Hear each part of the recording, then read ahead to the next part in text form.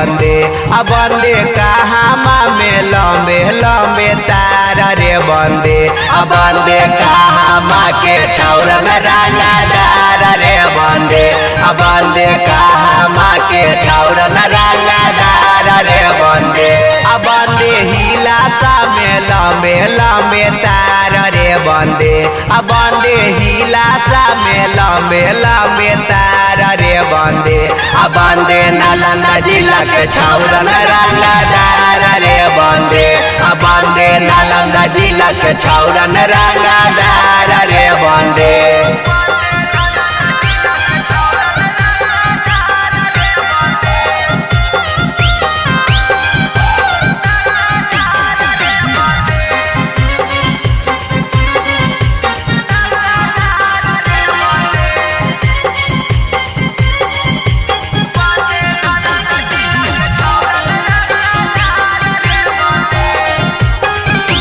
बंदे कहामा में लंबे लंबे तार रे बंदे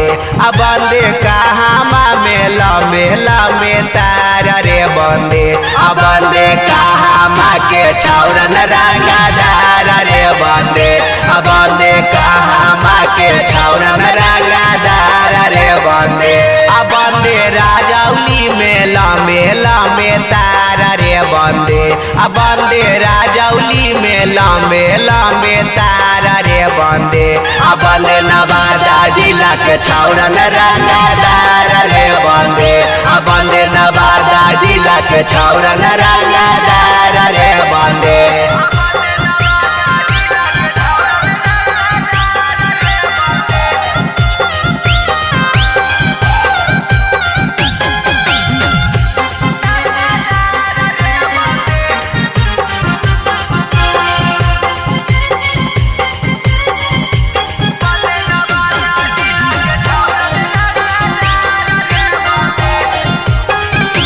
बंदे कहामा में लंबे लंबे तार रे बंदे